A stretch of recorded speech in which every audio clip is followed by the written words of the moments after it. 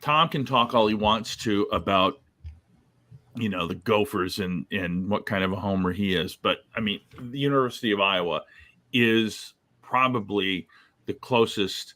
And I honestly, I mean, I'm a huge fan. That's where I graduated from college. So I was back in the Hayden Fry era. And I remember there was a guy named Bob Brooks that used to interview Hayden Fry all the time, and he'd call him Commander always. And Hayden Fry's famous quotation was, "You gotta scratch where it itches," which is the dumbest fucking thing I ever heard. But anyway.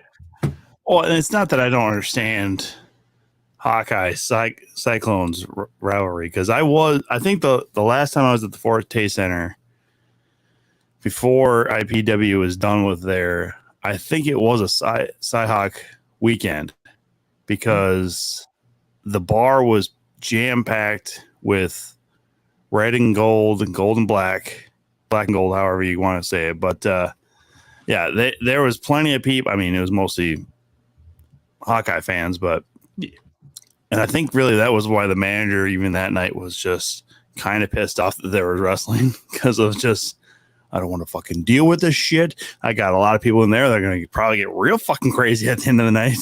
Like, Chris, how you doing? Good to see you. Of course. So, but I mean, I think I only went to like 2 of the Forte shows with Impact, and one was, like I said, Cyhawk weekend. Yep. And the other was when Alan Jackson was up the street at the Wells Fargo Arena. Mm-hmm. So that was an interesting night, tearing down, and all the drunk women coming by staring at your boy like he was a tattooed piece of meat. But you know what? Nothing happened, unfortunately. Well, I think, hey, Malice, good to see you, buddy. Yeah, Ace will be along. He's just going to be a little bit late. I was going to say, I think the mirrors, the windows at the Forte probably put you in a better light than you deserved. You know what, you son of a bitch? I look good no matter where I'm at, okay? So just... K-McDuck, hello. Oh, we got Clint Dye here as well. Hello. The lone effing diamond. Yes, sir. Yes, sir. Well, I'll tell you what, and those of you that are on, thank you so much. If you're watching on Twitch, if you're watching on YouTube, we're happy to have you. And we have an expensive, and I am talking super expensive intro that we need to play. I just got to find, where the hell is it? Oh, here it is. Ace has so many pictures on here that he doesn't take out. It's you're right, Malice. I'm gonna start smacking him about a bit. Anyway, here we go. 2 counts starting right now. Welcome to the show. Let's see what has been happening in the wrestling world. Welcome to the show, where comedy meets wrestling by fans for fans. The 2 counts, always the best guests in Midwest. The 2 counts, great time guaranteed, because we're the best of the best. Meet Big Ace and JR, Top Shelf Tommy, we're about to start. Welcome to the 2 counts. It's time to dig deep into the wrestling world. Welcome to the 2 count, where comedy meets wrestling by fans for fans. The 2 count. The 2 count. The 2 count, where comedy meets wrestling. Please comment, share, like, and start a hype train, for God's sakes. And now, here are the hosts of the 2 count. Comedian John Russell, wrestling broadcaster Big Ace, and everybody's favorite heel, Top Shelf Tommy.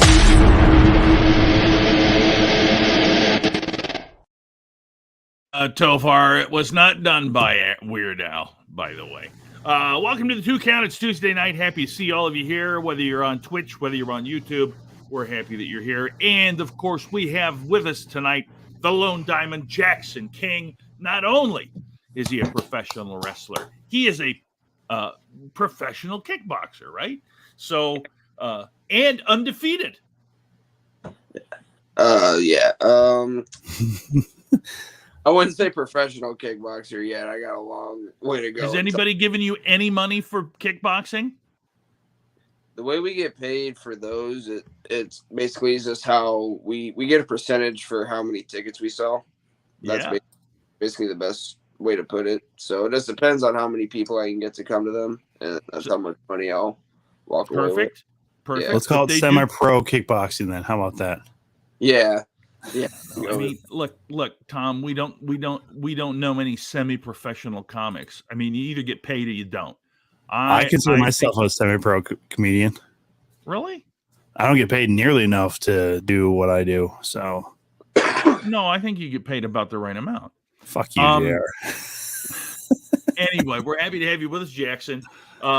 And you were just talking about you just got done working out, and you're a little bit sore, but we're super happy that you came back to see us.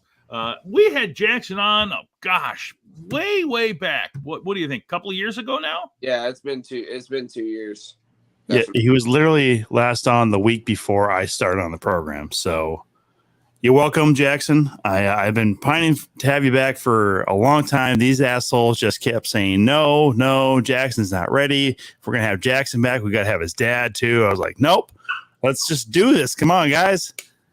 And then Ace said something about your mom has to be on here too. I don't know where the fuck that came from, but like that's on Ace. Okay.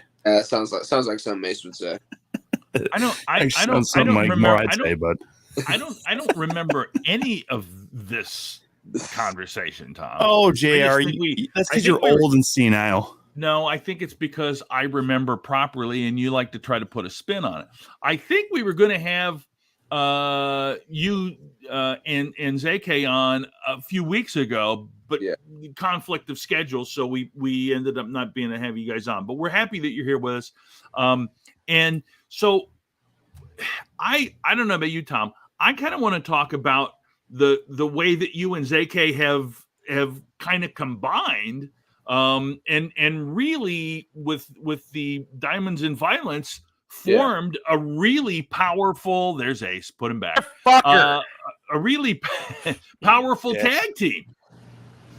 Yeah. I mean, so Zay and I went to the same school district together for a good amount of time, and then at one point when we were in high school, he ended up going to a different school, and then we kind of got back. He and I we weren't like, we knew each other through like in school, but we weren't like best friends. Like, didn't hang out outside of school, nothing like that. But we started hanging out when we kind of got a group of buddies from Sadell that right before COVID that like watched wrestling and like went to it and would watch pay-per-views. So that's kind of how we started like becoming closer. And that was when I was in the middle of training with James.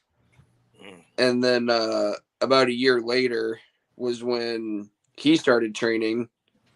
And then after he graduated, we both just kind of started traveling, just trying to wrestle as much as we could. And then one night I think we were just talking, and we basically just said, what if we tried and put a tag together and just see what we could do with it, and ended up becoming something that a lot of people really liked, and a lot of people like seeing us together, and we've been having a lot of fun with it. So I'm excited to see what we can keep doing with it. Absolutely. I mean, it's fantastic. You guys do have a great chemistry. And yeah, I mean, it's just, I remember when I first saw you, and of course we can go back there. That was the first show after COVID. Yeah. And hang on. Wait 1 second, JR. Did we acknowledge though what Jackson's very responsible for though? And with you?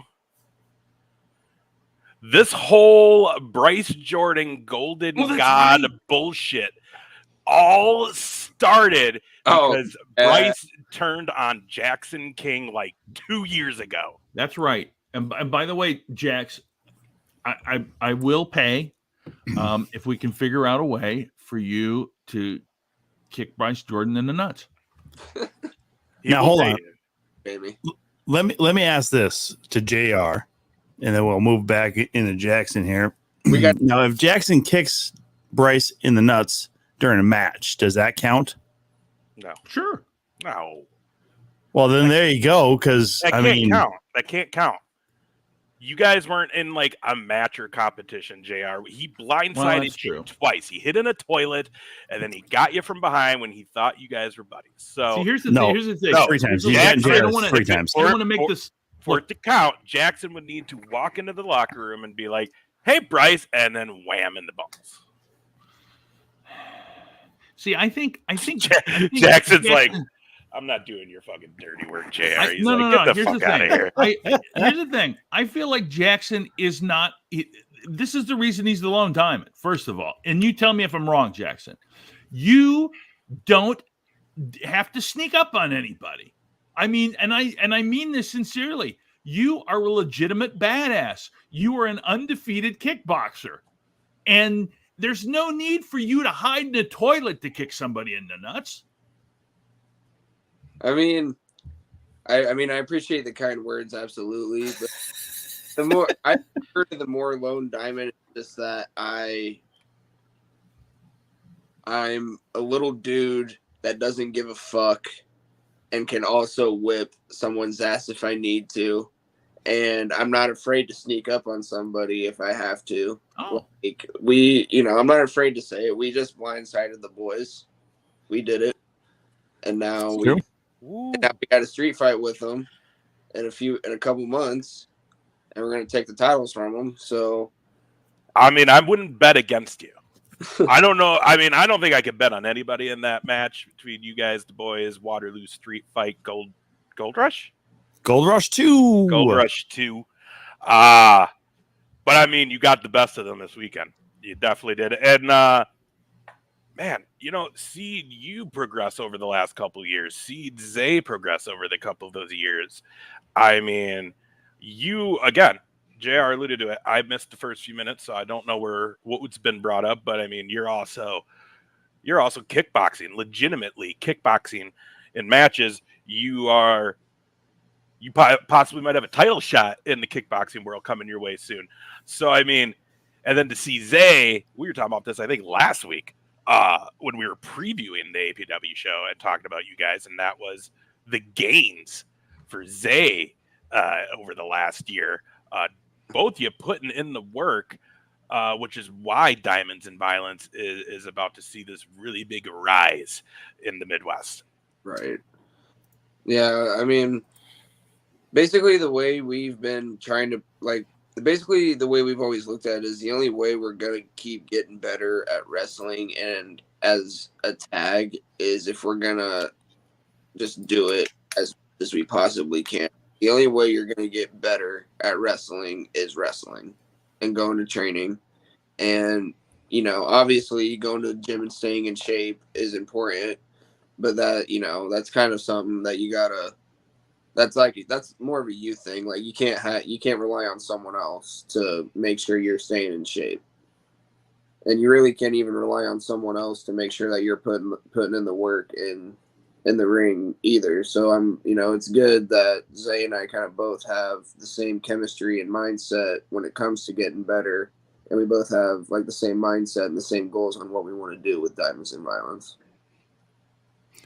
So let me ask you this. So you did just come from training. You're still wearing a sweatshirt. Are you cutting weight right now? I mean, I know it's hot in Iowa because it's hot in Minnesota. So are you cutting weight down for the next kickboxing match? Yeah, I'm at about, I think I'm about 5 pounds. I got about 5 pounds left. Okay. So I really don't, basically all I can get that just by really sweating and pissing. 5 pounds, that's really not much to cut. I can't remember. I think the most I've had to cut was maybe a little over 10. And that really wasn't that bad because it ultimately is just if you just slow down on if you're not eating junk and you're working out every day and you're sitting in the sauna and breaking all that sweat, you're going to see how pretty quickly you can cut weight without like physically hurting yourself, you know? Well, that's probably true because I went to the driving range after work today, and I was wearing a black shirt in the sun in this heat. So I know I probably sweated off at least 2 pounds. So you're probably not wrong, but also best of luck to cutting weight because I've never had to do it. It seems dang near pretty obvious. Stupid. Shut up, JR. It seems stupid to me, but that's also because I'm a big guy who never has cut weight before, and JR can go fuck himself. Sorry, bugs around here. Lemon cake is considered brain food. I just will say, Holly, lemon cake is perfect. Is lemon cake considered junk? Yeah, absolutely. That is good. Only if you're fighting. Only. Yeah, it's useless carbs. It's junk. Come on, so let Holly, me ask you this: pick it up. I told that to Tom on the way home from Waterloo when he was eating his donuts. I was like, "What are you doing, Tom?" I was eating my donut on the way to the venue. I picked it up in Waterloo. Doesn't matter either way. Fucking shut the hell up, man! Don't judge me for my fucking taste in food. Donuts are delicious. Nobody says. By the way, Tom, I was like outside your building basically today. You were in Roseville? Yeah, we had our retreat in Roseville today. I mean, savage. Anyway, I don't want people to know where the fuck I live. You were a bunch savage of fucking weirdos out there. Nobody gives a shit where you live, Tom. Nobody cares. Roseville is not top shelf. So the point here is, Jaxon, when you started wrestling, did you start wrestling first and then kind of had designs that you wanted to try kickboxing, jiu-jitsu, and that, or was that part of your workout all along? So when obviously since I was a toddler, I always had the pro wrestling dream. When I was I think a freshman in high school, I was just typical, little guy getting messed with by some people. And so my dad was trying to find me like something just to learn how to somewhat be able to defend myself if I ever needed to. And so he was going around looking, and he had a buddy that knew Josh Neer, and my dad knew who Josh Neer was just from watching UFC. Yeah. And so I did like 2 or 3 private lessons with Josh in his garage gym that he has at his house. And then after that, I really liked it. So then I signed up for his classes. But then since I was in high school and I played sports year round, I always would have to take time off in between. So I was never really doing it consistent enough. And then my senior year was when I started training for wrestling.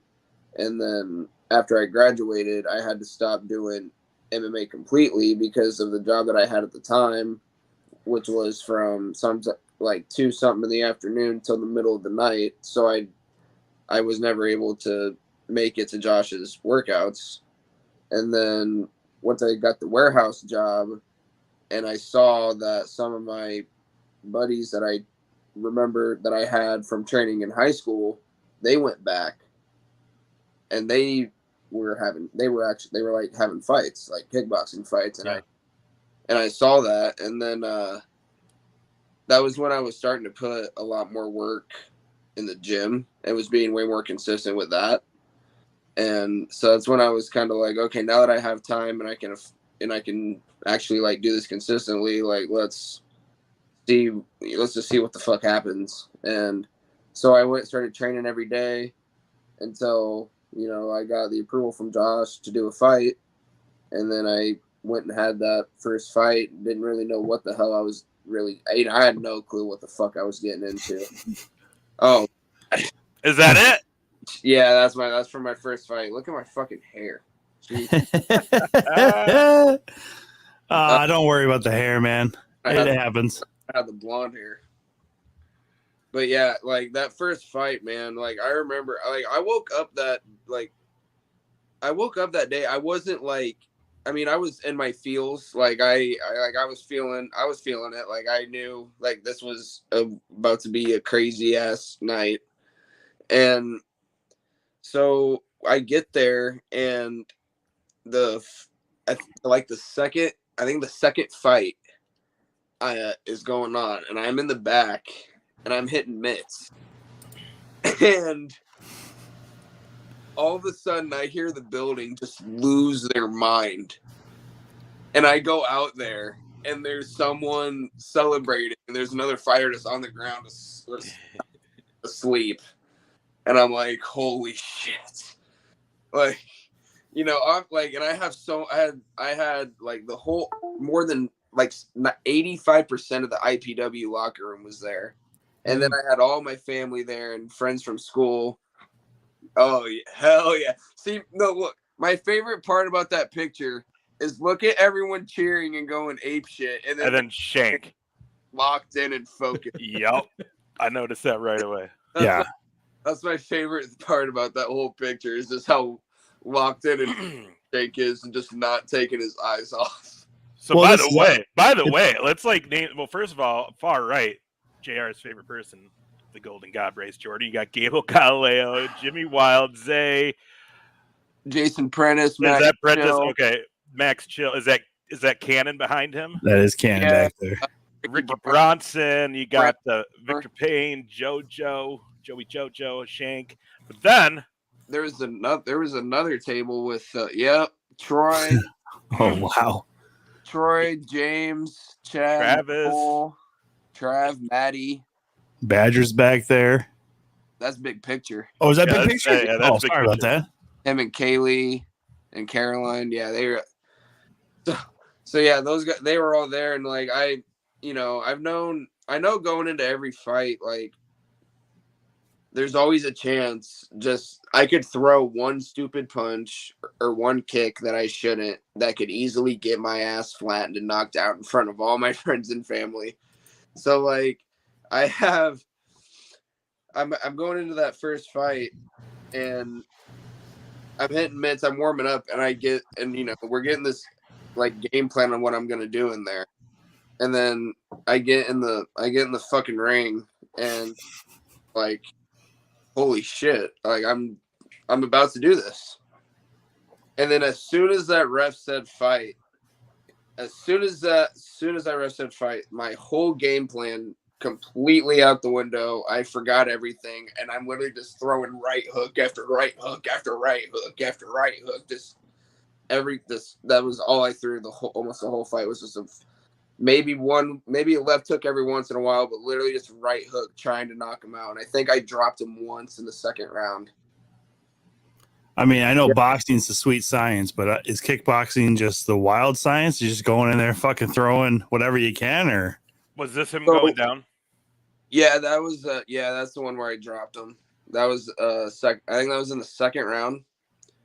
But no, because in my second fight, I remembered a lot more of what I needed to do, and I was throwing a lot more like combinations, and I threw a lot more kicks. Like there isn't really any pictures or clips from my second fight, but in my second fight, my opponent, he was just doing this the whole time. So his body was just wide open. So that whole fight, I just kept kicking the shit out of his body.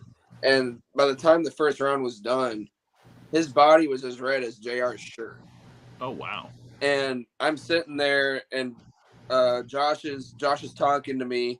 And then Corey, my other dude in the corner, first thing he says to me is just, hey, look at his fucking body. Do not stop hitting it.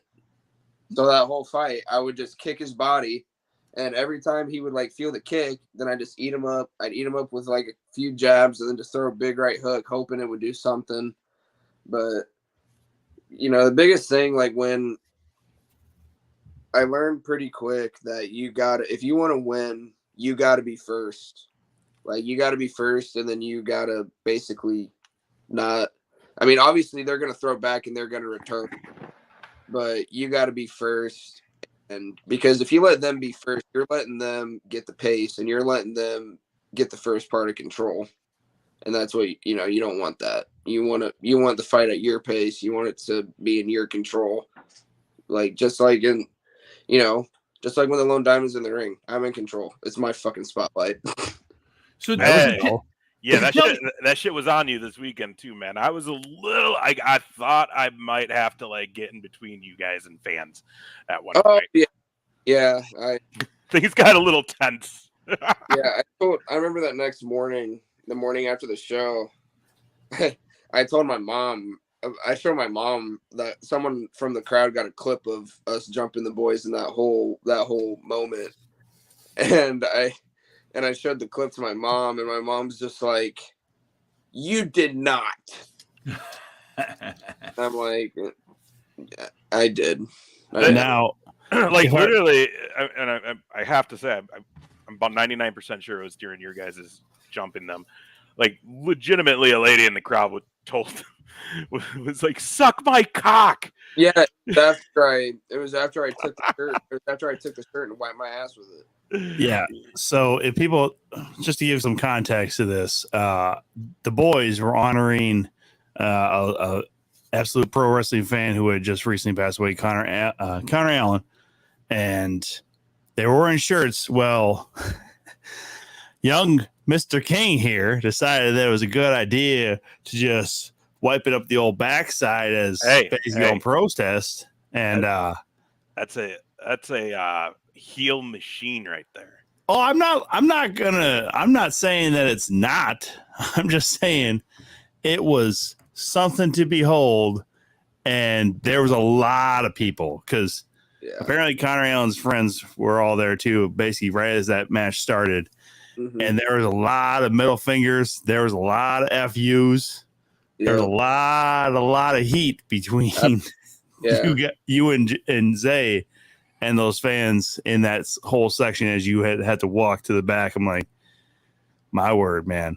It's like the way I look at it is, obviously, and I'll be, I'm not afraid to kind of like go behind the curtain a little bit on this one because like, obviously what they're going through is probably sad, and it's never okay to make fun of something like that, and, the way I kind of look at it is Billy Burr would never, ever do something like that. He would never even think near of doing something like that. But like, Jaxon King doesn't give two shits and he does whatever the hell he wants.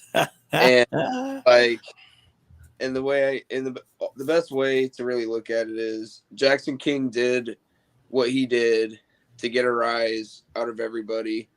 And the best thing probably is that, and like you said, more than just his family is there. More than just his family was there. A lot of his friends were there. Mm-hmm. I got a pretty good feeling that all those people are going to buy tickets to the next show because they're going to want to see us get our asses kicked. So it's Gold Rush. Yeah, I'm pretty sure they were already like tickets were flying out. Definitely. After the show. No, I definitely took it to the limit, but I think it's all gonna. Now, if anyone watching this is like, "Oh, that's just okay," when you enter the venue for a wrestling show, it's kind of like comedy. If you say something in a comedy show as a part of the crowd, you're subject to whatever happens when the comic hears you and is disturbed by it, right? You two know what I'm talking about. Mm-hmm. So it's kind of the same thing in wrestling. Like, it's the live crowd sometimes may be part of that show. And I mean, that's just, look at Bobby Heenan. You know what I mean? Like, what you did was very Bobby Heenan, very Roddy Piper, like old school heat. And it's fucking awesome. Mm-hmm. Now, let me ask you this, though, Jaxon. Yeah. What is the mixture like? Like, is there a difference, or is there a little bit of the same going on between the wrestling ring, the Lone Diamond, Jaxon King, and then Billy Burr, the kickboxer? Honestly, like, I'd say after the fights, like when both those fights were done, I knew that I won. Just, like, I could tell based on both the fights went, because not both of those fights were both the fights I won were by, but I knew after both those fights that I had the decision on both of them. So, you know, after the fights, I'll kind of be more in like the confident, cocky Jaxon King, like, you know, doing hands up, you know, getting people all fired up and shit. But like, not really before or during my fights, because if I, you know, because like Jaxon King, he's a cocky little shithead. Like if I, you know, I think if I brought that into a fight, especially with how new I am to it still, I would probably get my ass whooped. Like I'd either get my ass whooped or I would either drop my hands. Like I could, like if I did, like if Jaxon King was in there kickboxing, I'd be in there fighting, and then I'd probably try to do one of those Conor McGregor deals where I put my hands behind my back, or I try to be like Anderson Silva and just have my hands down and move my head around trying to dodge punches. But I know for a fact, if with how new I am at it, if I did something like that this early, I'd probably get knocked the fuck out. And my coach would probably knock me the fuck out the next time I practice. So back-to-back KOs. All right. So talk a little bit though about the difference between adrenaline from when you're in the wrestling ring versus the kickboxing ring. Yeah, because you have two different goals, right? In the wrestling ring, it is to entertain the crowd, where in a legitimate fighting match, it's to win that match. Now, when you're, I mean, there's definitely still, like, I'd say the adrenaline rush pain-wise is kind of similar, because, you know, I'd say it kind of goes both ways, to where you're not going to feel most of it until either later that night or until the next day. Unless like you broke a bone or something, you know. But no, like you definitely have a whole different mindset when you're in there for a fight. Like when you're wrestling, you're playing to the crowd, keeping them involved, you know, getting them to cheer, and you can hear their cheers. Well, like when I'm in there fighting, I don't hear any of that shit. Like you're in a whole, like, it's like, I'm not trying to over dramatize, but like you're basically like you're in war with somebody, like, because you're in there throwing fists and kicking as hard as you can, trying to knock them out, and there's nobody there to rescue you. Mm-hmm. You know, there's nobody there to come in and help you. Like, you know, wrestling wise, that shit can get stopped. Like, I mean, to a sense, like, I guess it's hard to say. Like, I mean, because sometimes when you're when you're wrestling and you're in a show and you get like knocked or you get dazed, you can keep going. Like, a lot of times you might have to keep the match going. But in fighting, if you get knocked out or dazed, they stop it. So like, it's crazy, really, like how different it is and how different. Like, I'd say, honestly, I think pro wrestling is still more dangerous than fighting, if I'm being honest. Mm-hmm. Because I think in pro wrestling, there's so many more ways to hurt your body. Yeah, true. Very true. You're also putting your trust, you know, and your body in the hands of someone else. You know, because it's like, it's so much easier to get dumped on your head and break your neck and paralyze yourself in wrestling than it is in fighting, you know? Unless someone does that crazy ass takedown where they get you up on your shoulders, and you don't really see you just don't really see too much of that anymore because everyone knows how to defend it by now. Mm-hmm. But yeah, I learned pretty quick after my first fight how big of a difference it is. Like, because there is a lot of similarities, but I think there's a lot more differences than there is similarities, if that makes sense. Yeah. Now, Chris Manning is in the chat here. He's telling you to make sure you sit up straight so you look more jacked. Is that part of the workout routine? Is just to make sure you stand up a little more straight? I mean, you don't have a big chain right now, so I don't know how to actually address you other than Mr. King at this point. I don't feel like you're really Jaxon King. I mean, you can just tell Tom to shut up. Yeah, this is just some stupid Twitter shit I threw out today. So I mean, if you haven't seen it yet, it's fine. I mean, like it is like I kind of get it because like when you're in a match, like your posture's up and your chest's out, and and you have your head, your face is like up, but when you're in a fight, you're a lot more. I mean, you're still kind of like you're more bent. You're a lot more bent down. Your back is still pretty straight, but like your chin's down, your face, your hands are covering. Oh, These were the only pictures I could find, by the way. That's when I had little Nate in my corner with me. So when is the next fight, Jaxon? 2 weeks, September 9th. September 9th. So, and this is going down where? This is at the Iowa State Fairgrounds in the Elwell's building. There you go, guys. Get your tickets. Make sure you check it out. Is that posted anywhere, dude? Can I find that like on your Facebook so I can throw it on here? I posted about it recently. I need to make another post. It's been a minute since I have. No, you're good, bud. Yeah, especially if it's we got to find the fighter, and you do fight under your real name, correct, Billy Burr? All right.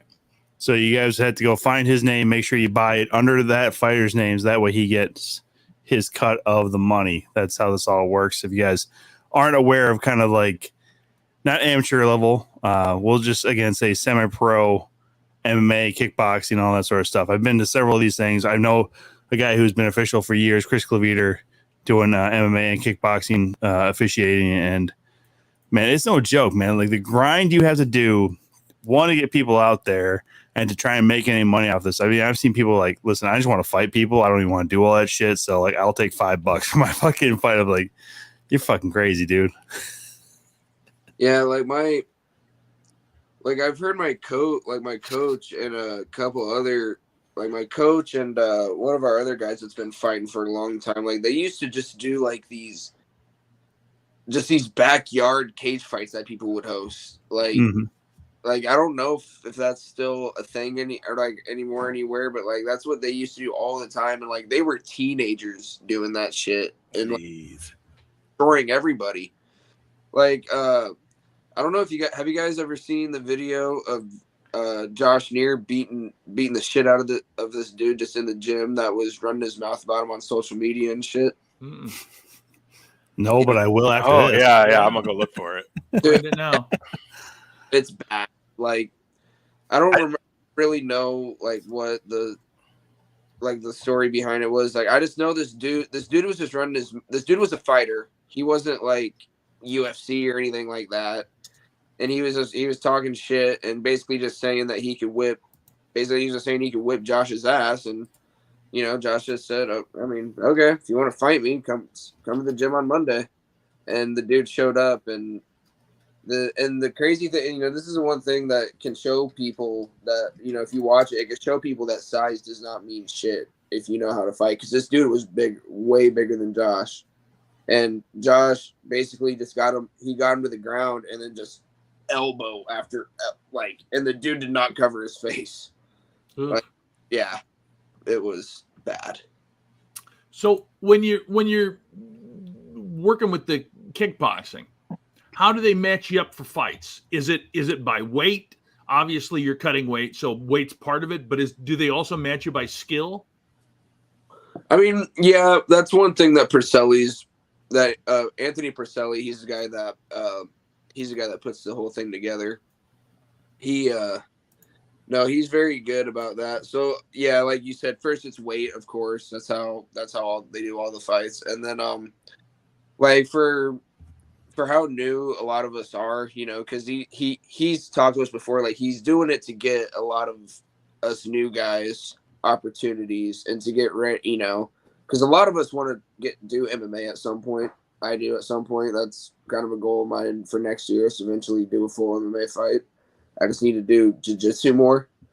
But yeah, Purcelli, he'll try to, similar amount of fights, I'd say, similar records and similar experience wise.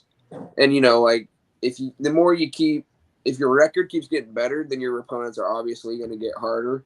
Yep. Like this dude that I'm fighting in September, you know, I don't know anything about him, but he's had more fights than I've had. So I mean, he's got the experience part there. Yeah, I know. The only thing I know is that he's 2-1, and that they're gyms from South Dakota.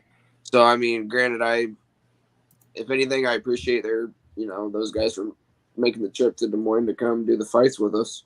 No, man, talk crazy shit about South Dakota. Do it. He's about to be 2-2. Okay. I mean, can we wager on this?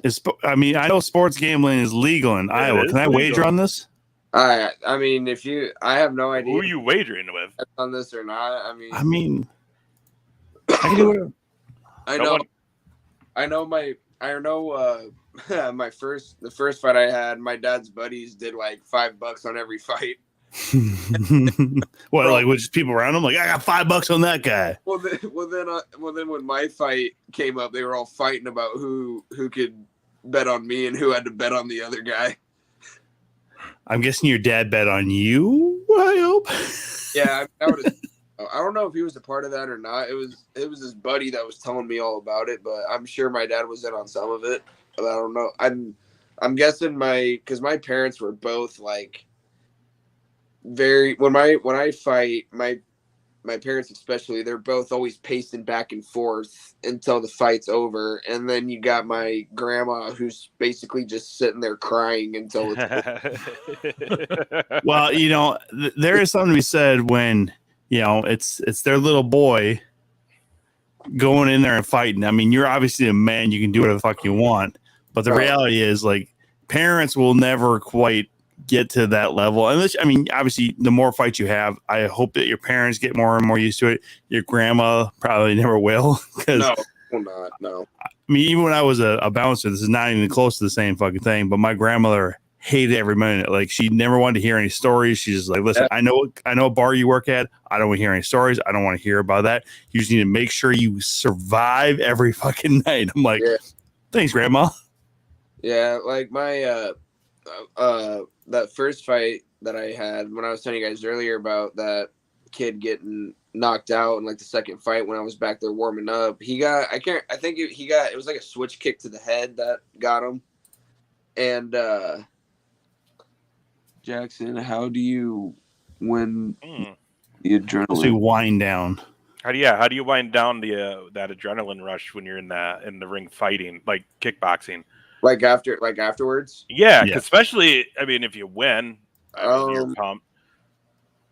I mean, so I remember going to an MMA match that a friend of mine was in. First time he ever did it was like the last time he ever did it. Yeah.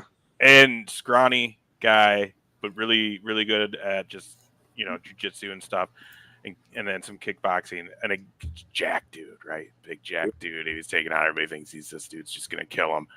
He knocks him out with like a spinning heel kick, right? And we were all just freaking out. Like the whole night after that, it was just, everyone was just like, So like when you're in there and you're like kicking the shit out of these guys, I mean, look, you're literally like kicking this dude right in the stomach, like, fuck you. Like how do you come down from that at the end? How do you calm down? No, it takes, I mean, tell you the truth, I'll be real. I'll fucking smoke. I'll just smoke. Like I'll smoke. I'll smoke. That's really the biggest thing that'll mellow me down. And I'll also go, a lot of times I'll go drinking with my friends, and that, because me and my friends will go drink afterwards, of course. So I asked Chuck Liddell the same question. He told me. Oh, that's hilarious. Josh Joseph coming through again with a couple of banger comments and questions there. Thanks for those. I appreciate that. But yeah, like, I know a lot of people have their own different ways of, getting their adrenaline down, but, that's really the easiest way for me to like get my adrenaline down is if I just smoke a little bit. It's a relaxer, you know what I mean? So no idea. I don't do that filth. Oh, Live that top shelf clean life. Here's a beer to you. Straight edge society. Mm-hmm. Legal marijuana in Minnesota. God damn it. Damn it. I'm never there. I can't wait. I don't It's, have the picture. Yeah, it's Legal marijuana, Jackson. You can come on up anytime and I'll buy you a reefer. For a reefer. a reefer. Fucking what? So just to turn this back again a little bit more towards the wrestling aspect, not to downgrade anything you've been doing with. Tom doesn't want to talk about things that you can actually legit beat him in. He knows he has a chance in wrestling because it's not real. All right, asshole. Yeah. I'm gonna literally beat the shit out of you. Show you what the fuck I can do. So obviously this last weekend we saw what you and Zay are looking for: more titles, more gold. You currently hold quite a bit of gold yourself. I mean, you are the Impact Pro Wrestling Extreme Champion. Along with Zay, you are the Rugged Tag Team Champions. I mean, this is again, you guys are on quite a bit of roll. I mean, this is again not to downgrade what you're doing with the kickboxing at all, but you in the wrestling ring. I mean, I hate to say it, but because you're a bit of a stud, man. Like, you definitely know what you're doing out there. You're definitely making a name for yourself. Oh no, I appreciate it, and no, I don't think you're downgrading it at all. I really got back into fighting because of mental health struggles that I was having. A lot of times when I was getting good answer, Jackson, I'm curly. As long as you win this next fight, then he's cool with you. Joshua Joseph will probably be like real pissed if you lost, apparently, on the 9th. Man, that made me laugh so hard that got me lost. So you're just giving us as far as with the wrestling and stuff. Yeah, you were kind of talking about you got into the fighting game again due to mental health. Oh, yeah. Like I got into the fighting because of mental health stuff that I was dealing with, because when I was a lot of times when I was losing my temper about just whatever shit I was dealing with, I was hitting shit, and that's when, obviously going to the MMA gym, I can let that out and stuff like that. But I tell the guys there all the time, and they're always asking me about it too. But I put wrestling over everything. I missed a ridiculous amount of training in July because of all the shows, and because my goal is to my goal is to make a living out of wrestling. There isn't anything else that I want to do now. Granted, if I'm wrestling and I'm still fighting and a big fight opportunity comes, then obviously, of course I'm not going to pass it. I'm not going to pass it up. But the ultimate goal is to get somewhere with wrestling, and fighting's kind of more of just to keep coping with mental health. And I always feel good when I'm doing it.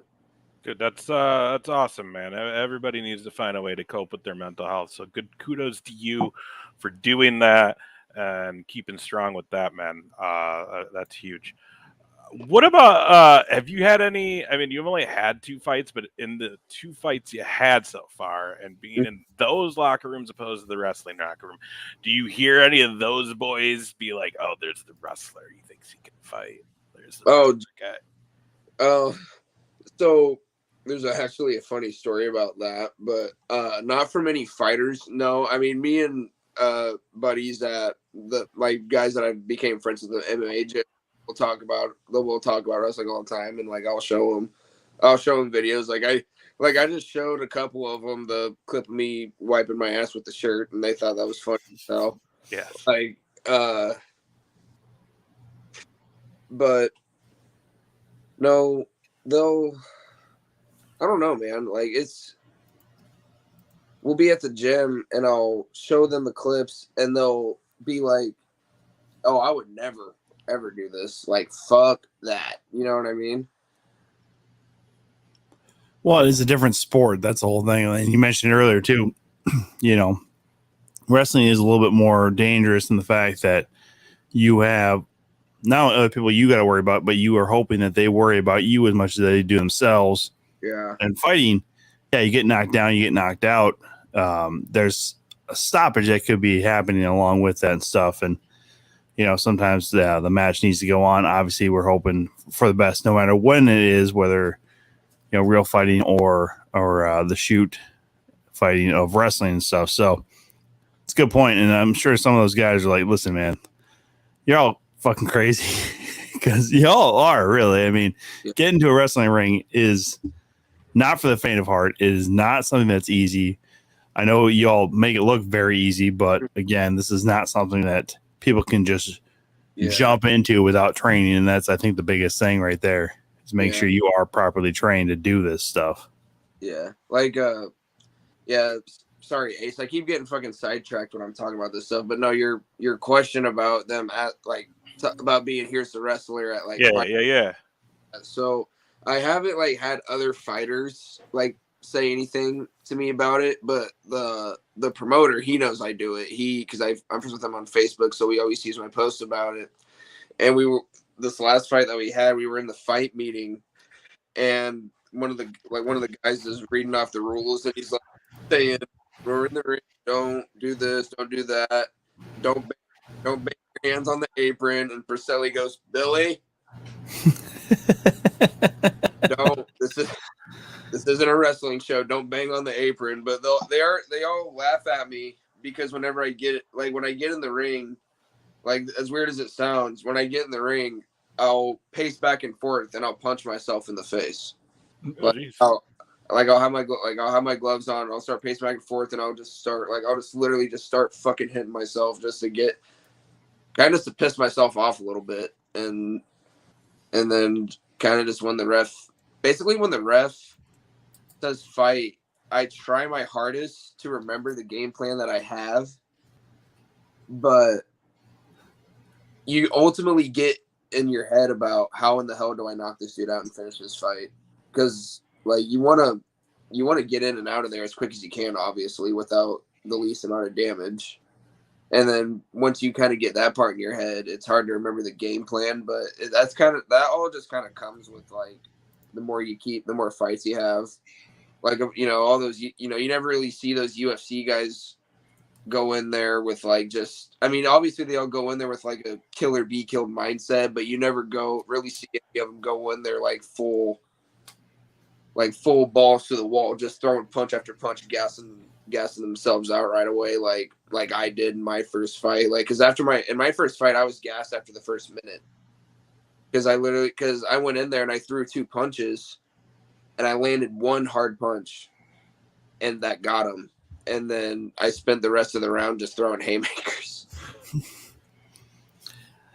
Oh, the foolishness of youth. But I mean, hey, if it got you the win, so can't be too hard on yourself, right?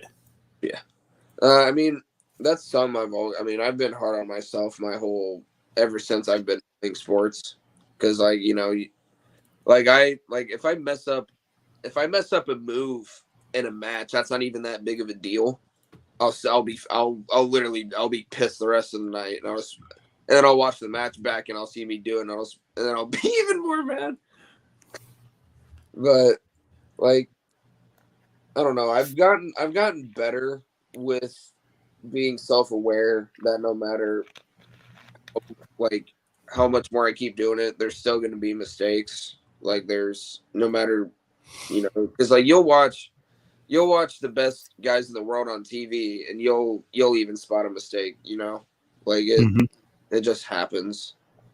Even nobody the best, one of my favorite things that people vets will say is there's never really that perfect match. There's always going to be something that could have been better. There's always something that probably did get messed up, even if it wasn't noticeable. No, there's never a match that goes perfect. I guess that's really, I always try to remember that. If I mess something up, I'll try not to hit and throw shit and scream. I'll be more of, okay, just shut the fuck up, move on from it. You got, next match. You know what I try to just live by this, Jackson. I think it's something everyone should do, and that's just like there really is no such thing as perfect. Even if you feel you're the top of your game, like there should always be room for improvement. You can always be better. You can always and I think that's something that if you talk to like a Stone Cold, a Ric Flair, any of these legends, they're gonna say the same thing. Flair's last man. Yeah, baby. Yeah, we almost saw a guy die. Dude, the dude did fake a heart attack and scare his family shitless. I mean, that was pretty fucking great. He's the man. All right. Get ready for the rapid fire speed round.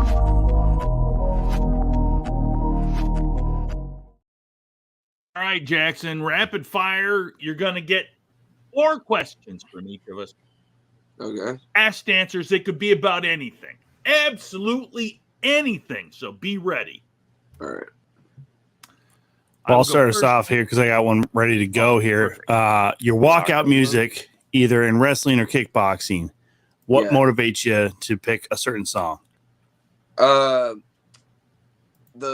depends on if it's someone. I want to make sure it's someone that that I've always loved listening to, so it has some sort of a meaning. But I also want to make sure it's something that like fits when I, who Jaxon King is. So like, my theme song, the God That Failed by Metallica, like that, that first bass riff that Jason Newsted plays, and then followed by James Hetfield's riff, like that song just sounds like someone walking, like just a cocky badass walking to the ring ready to rough somebody up. And I listened to that. I first heard that song when I was listening to their vinyl, and then I'm like, holy shit, I can only imagine this song live. So I went on YouTube and watched one of their performances of it live, and I'm like, yeah, next show I'm on, I'm gonna use this song. And yeah. Nice. All right. So do you have any pets? You're a busy guy. Do you have any pets? I have a cat, and that's why I had to get a cat, because I'm way more like, I love both. I love animals, but I am more of a dog person than I am a cat, but I'm gone too much to have a dog. And cats are a lot more easier to take care of themselves, as long as they're just a lot more less maintenance. They just litter, food, water, they're good.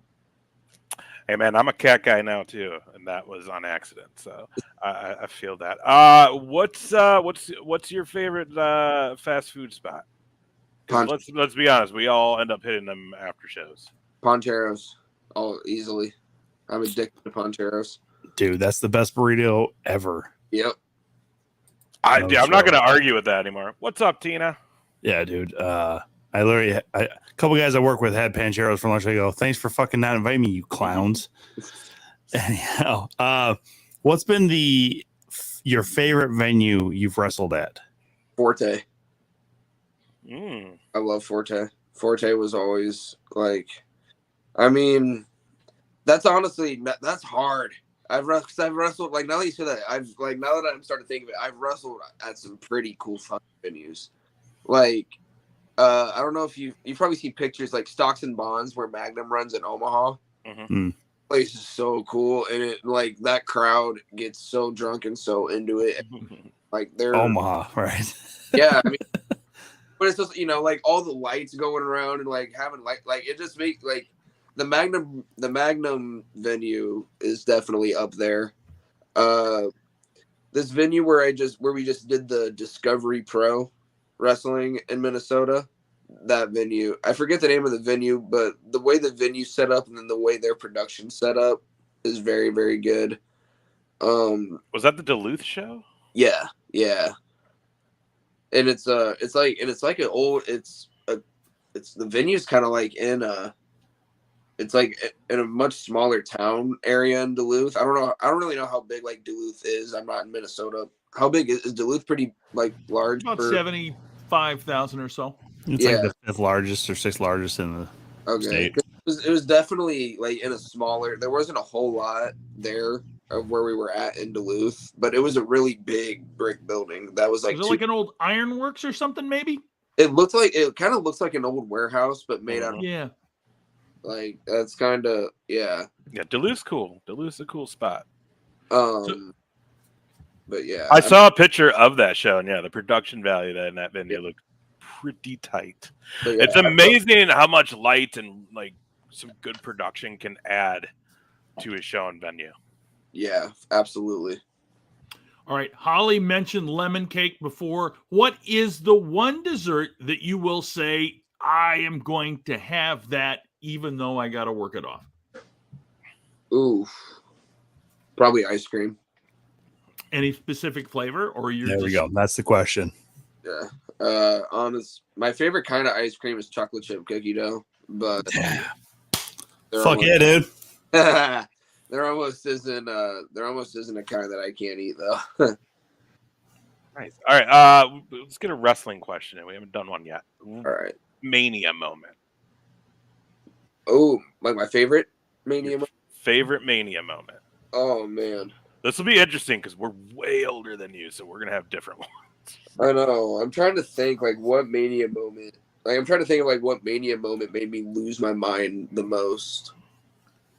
And like the first one that comes to mind of a Mania moment was probably when the Hardys came back. Oh, yeah.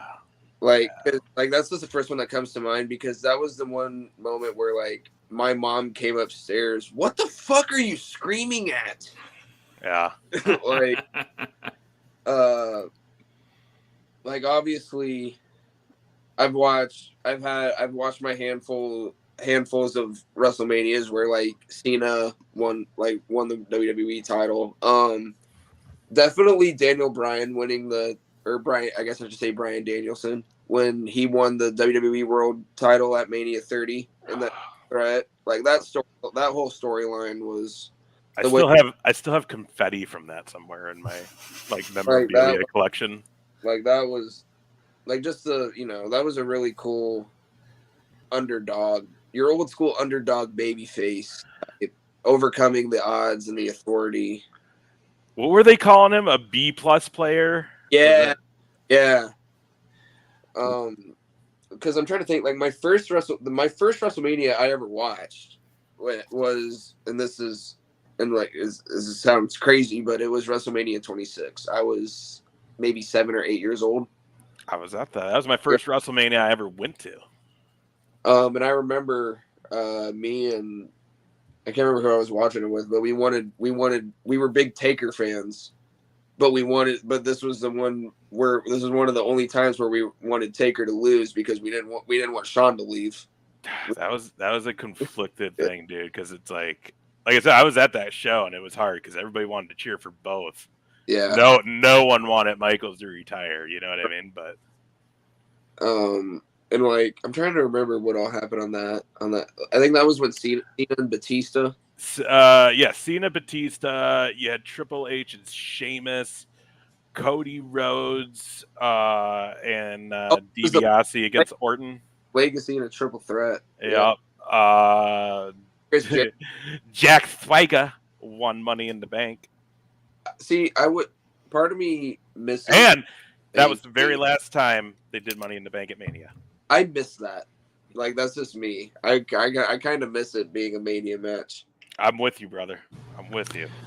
So I got to follow up real quick with one thing. So when Hardy Boys came back at Mania, did you cheer the whole way down that ramp with them? Because that was a long fucking time. I honestly do not remember. I probably it wouldn't surprise me if I did. Like I remember I hurt myself when Cena tied the record, and right. I know it sounds stupid and embarrassing, but okay, hang on. Other side of this, because I know you're a diehard Cena guy, right? Yeah. So how did you take the loss at 28 in Miami against Rock once in a lifetime? I was pissed. That's the only time I've ever laughed and literally flipped off little kids. I'm not proud of it, but I was just so happy the Rock won that match, and I was like, yeah, Rock. So we had me and Joey JoJo. We went to a Raw in Kansas City, and the main event was The Miz and Bobby Lashley in a steel cage. And I love The Miz. I've always loved The Miz. So I was rooting for The Miz. And there was like a group of 3 little kids. They weren't even 10 years old. But like I kept cheering for The Miz, and they kept turning around and like in a whiny voice, "Stop!" And I'm like, and their parents are just sitting there letting them do that, and I'm like, dude, will you tell your kid to mind their own business? Like, good God, I'm just cheering for a wrestler. Fair enough. We'll do one more round of questions, then we'll move on here. This one's from Joshua Joseph, actually. Jaxon, could you win against Elk in the Woods? Yeah, I mean, yep, I'm gonna say yeah, because I'm not gonna ever say I can't beat. Fuck yeah, dude. That's the spirit right there. All right. So we know that you're a Cena guy and you have gotten inspiration from Randall Orton. Yeah. Is there anybody currently right now that you're taking any inspiration from on either of the main promotions? Bryce is here, by the way. JR's Like, best cool. friend's here. He can fuck himself. My favorite wrestler currently is Gunther. Yeah. Yeah. And that's simply just because I believe Gunther. I think Gunther's real. And like everything he does in the ring is real. And like, you know, I like the guys. I like to watch the guys that can get themselves over without killing themselves. That's why I took so much inspiration from Randy all those years, because that dude has been one of the most over guys his whole career, but you've never once seen that dude doing a bunch of crazy flippy bullshit. And you could see him have these killer matches with maybe taking 2 bumps. Like that's just how good he is, and how knowledgeable he is on how to have a really good match without destroying his body. And I think that's kind of what kept him around for so many years. Quick follow. Great I was match, saying, hurting himself. Quick follow up. Are you a fan of the current Gunther, or did you like bulky Gunther better? I love them both. I'm more of a fan of right now Gunther. Okay. I think it's just because I respect that he didn't take like what they were telling him personal, and he just did it because they told, like, I don't, granted this isn't my story and I don't know his Gunther's story, but if I remember right, I'm pretty sure he got told that he needed to cut weight or he needed to lose some weight, and he didn't, like, he clearly did that. Like, he didn't. Yeah. And a lot of times when people will get told that, they'll take that to heart, and and then they won't do it. And and I like that he went ahead and did it, and now he looks fantastic. And I can't really think of a bad Gunther match, and he's about to break a record and about to break the IC title record, and I think that's incredibly deserving. And the biggest thing that made me a big Gunther fan was his performance in the Rumble, because that dude entered at number 2 and then had a 20-minute one-on-one match with Cody Rhodes before he got eliminated. Yeah. That says it all right there. That dude ain't human. And like, not to take away from Gunther, but there's a Brock Lesnar video that I try to watch a few times a week to like motivate myself, because he has a right before WrestleMania 38 in his title match with Roman Reigns, he was on a podcast and he basically listed, and they like, it's like an edited video, but he lists all of his accomplishments in like just a cocky, and well, not cocky, but it's like a super confident way. He's kind of just like, I've done the NCAA, WWE, UFC. I don't gotta, it's all facts. I don't gotta gloat about it. I don't gotta brag. I know what I've done, and that's because like I am who I am. And then it just showed like a whole clip of it. It showed like a highlight reel of his whole career, and that's kind of what motivates me to keep doing what I'm doing in wrestling and fighting, because he had success in both of them, and I want to have as much success as I can in both of them. Nice. Okay, we'll keep it with wrestlers. You're going on a road trip. You're making towns. Who are the 3 you're picking to put in the car with you? Could be anybody, dead or alive. Like Let's go. Yeah, let's go with like well known. Like Zay doesn't count. Oh, come on, dude! You said anybody, any wrestler. Yeah, like notable, like famous. Okay, so like if I could be like if I were in a car with like guys that were like in WWE, AEW. Mm-hmm. Okay. WCW, if you're old enough to remember it, probably not, right? Okay. How many? 3 guys? 3 of them. Okay. Definitely. Like I'm trying to think because it would be guys that I would want to pick their brain. I'd want to pick their brain on shit, you know. So if I want to pick if I want to pick somebody's brain on like getting over as a heel and getting mega heat, I would want to be in there with MJF. I'd want to talk to him about that. For match, you know, this isn't even just because like I'm a diehard fan of him, but I'd want to be in there with Orton to get match knowledge from him, just because of how good he's been his whole 20+ years, and there's just those guys where you can't name a bad match. Mm-hmm. I think he's one of them. Like, and then I'm trying to think who my third would be. That's tough. Probably Shawn Michaels. Yeah, dude, right? Yeah, like, because I think that that's just one of those guys he's been there through the past era, and he was there for like the 2000s era. Like he was there for the 80s, 90s, 2000s. You know, a little bit of 2010, and then but he's still like involved in so much, and I feel like that's just someone that you can't not want to get knowledge from. Like, look at Logan Paul. That dude got trained by Shawn. I mean, look at and that dude's insane at professional wrestling already. 90s Shawn or now Shawn? What do you mean by now Shawn though? Like the last run, like the last few years. The actual trainer Shawn, maybe, or like trainer Shawn, yeah. And when I want to watch Shawn Michaels, I go watch 90s Shawn. 90s heel Shawn is the best Shawn Michaels in my opinion. Heartbreak Kid, baby. 90s heel Shawn, the late 90s heel Shawn Michaels was the best. Beautiful. I mean, maybe.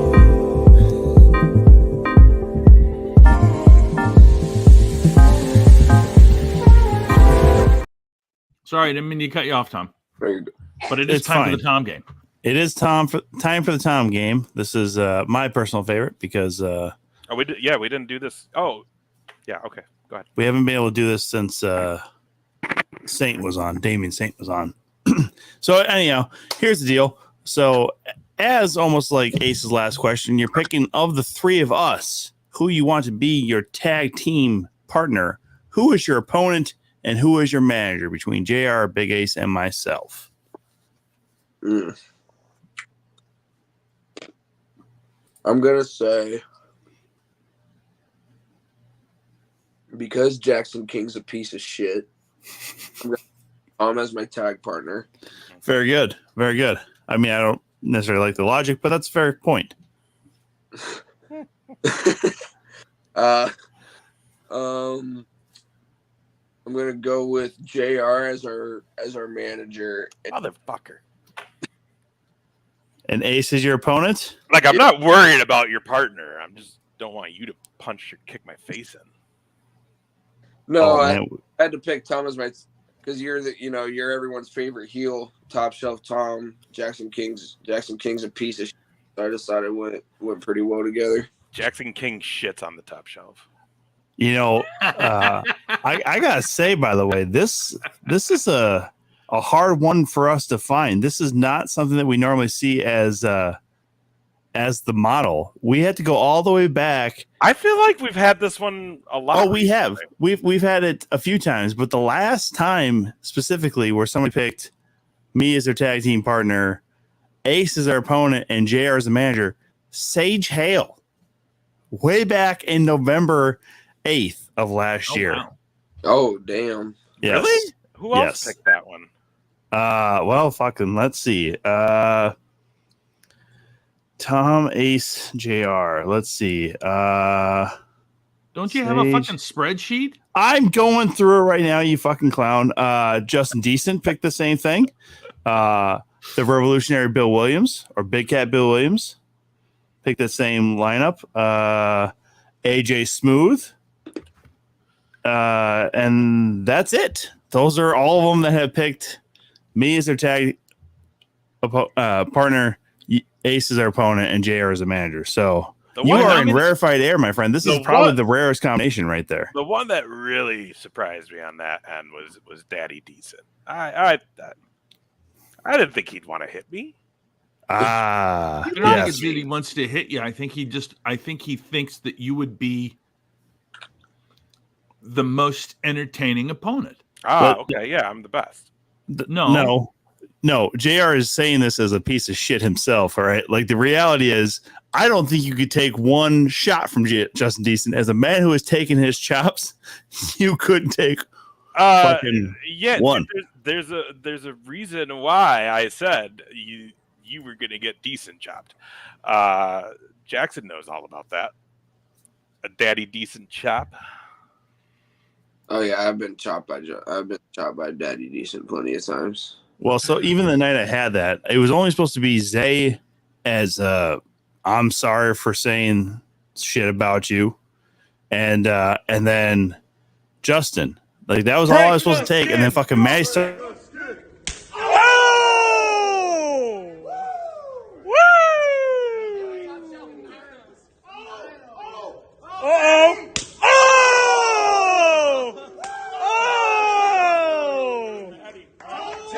Get in there, Justin. All right. Justin, the camera only has a certain amount of time. Get in there. Oh! Oh shit! Oh shit! Oh shit! Oh no! Oh man, Yeah, and I thought I was only seeing like where Maddie had first hit me and a little bit of red over on my right side. And then like Justin's hand. No, I saw Zay's hand. Like Zay hit me a little higher than Justin. So I was still seeing the fucking imprint of that about 2 weeks later. So all three of those guys got me real good. Zay because he owed me. Matty Star because he's Matty Star and he's the champion. If he wants to hit me, he'll fucking hit me. And then Justin Decent because that was the fucking challenge I had lost at a watch along. So that will learn me real fucking quick. That's why you don't have a chest, Luke. That's genetics, right? Real quick, by the way, since Luke's in the chat, and then we'll continue. Jaxon, that's about what we do, but I know you said you were going to hang out. Do you still want to hang out a little bit? Because we're going to get into all in. You can go if you need to go, though, too. What time is it? 8:19. I could probably hang out for a little bit longer. Your call, brother. We're good either way, but since Luke's in there, we've been working hard on this one, and they finally announced it. But Madhouse is coming to Minnesota November 11th. It's coming to my town, our town, JR. Second town for Tommy. He came here and did comedy a lot, so we'll consider him a Rochester guy. But coming into Minnesota. And man, we got a really great venue for it. It's going to be super awesome. I'm very excited for all my friends and family to actually come to a show and see what it is that we've been getting into. So that's very exciting. Also, while we're on it, I just want to put this up here too. If you're in the Florida area, Classic Florida Wrestling, okay? Saturday, September 9th. Get your tickets. It's going down in Brooksville, Florida, I believe by the Tampa area. $75 gets you a VIP meet and greet as well with Jerry Briscoe and Steve Kern. I don't know if you know this, but Jerry doesn't do a lot of shit. Really only does Hall of Fame weekends. So this is like a rare thing for him. Look at that lineup. Shannon Moore, Mike Knox, Wes Briscoe, JTG, Deuce and Domino. Very first ever Classic Florida Wrestling show. Well, don't forget Amber Nova right there. Oh, Amber Nova. I wasn't sure on who that was. And then, come on, man. You can't spot a fine redhead like that. Come on now. That's red hair. Red-ish. Looks black to me. Anyways, yeah, front row $40, first rows $20 admission, Bad general picture. admission. Make sure you guys check that out if you're in the Florida area. I'm very excited, man. That's I'll be able to check another state off the old bucket list of places I've ring announced in. So I'll be down there for that. Fuck yeah. Ring announced. Ring announced. Hey, Jaxon, you may know about this too, and I'll because I know Wrestling Revolver's coming back to Des Moines here in the next couple of weeks, right? Is that ever anything that you guys locally can get involved with Sammy? I don't know. That's I really don't. I've been to one Revolver show, and I've never really. I don't have really any contact with Sammy. Gotcha. If I did, then I would, I'd reach out and see what I could do. Based on, because like when I've been to, when I've seen them book their shows, I don't really see a lot of like, local guys. Right. It seems like he's got a lot of the he's got his names that he puts on there, and I get that it's been a big promotion for a long time. Never say never, of course, and I know a lot of times you can go there and help set up and tear down, and that obviously helps. But like I've said, I don't really know any contact with those guys to really get involved with anything or like to go in there early to help with stuff. So I'm just still. And thanks, Luke. I'm just curious because I didn't even know it was going to be there. I was at my mom's birthday party, and one of my nephews mentioned that they're going to go to that show. So I didn't even know what was going on. Yeah, I've not seen Sammy book any local talent. It's all been indie darling names or former WWE, AEW. I know JT Energy just got on recently. That's the most local. Well, him and was JJ Garrett on one of those? JJ Garrett's been on. I've seen JJ Garrett on there. I've seen Jason Strike on there. Mm-hmm. That's about it. He really hasn't done a lot. When Lil Nate was wrestling, he got a couple spots on there. But yeah, that's all I can really think of. Like for locally, it was cool. It was cool to see JT Energy get on there. He's a good dude. I've been on a lot of shows with him. He's always been a super nice guy to me. Yeah, he's dope. He's very dope. It's cool to see.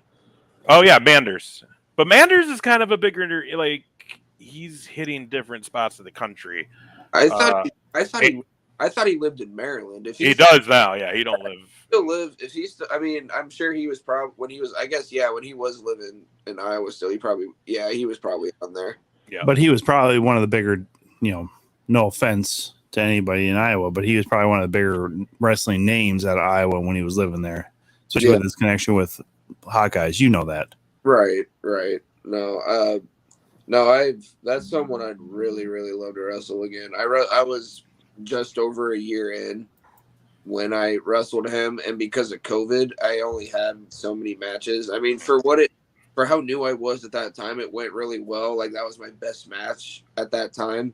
But like, there's always those guys that I would love that I haven't wrestled like since that I'd love to run it back with. Like I haven't wrestled Matty Starr in 2 years. I'd love to do that. That'd be fun. I'd love to do that again.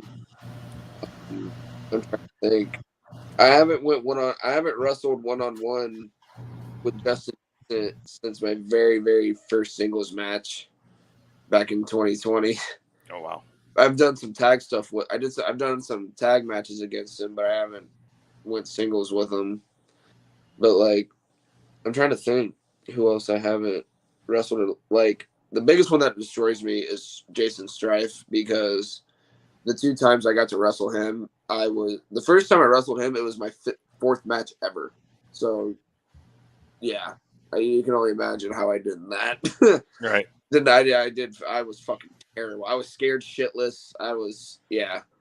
And then the second time I worked him I think I was a little over a year in, and it was on a rugged online taping, and he was the champ at the time, and they did a thing on the taping where me and Cole Cannon had a number 1 contenders match to open, and then winner faced Strife in the main for the title.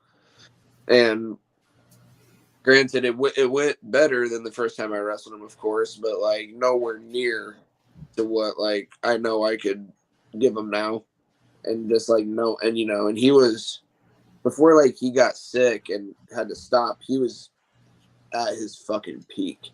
Like he looked better than he ever did. He was having matches with some of the biggest, like best wrestlers in the world. So it was like just knowing that I'll never get to do that and like show, get to wrestle him and show him what I could do now really hurts, because like he was always he gave me a lot of really fun opportunities on Magnum when I met him, and he definitely saw like some sort of potential in me that I didn't really see in myself for a long time. So I was really grateful for how good he was to me, because he didn't have to take a chance on me. He absolutely did not.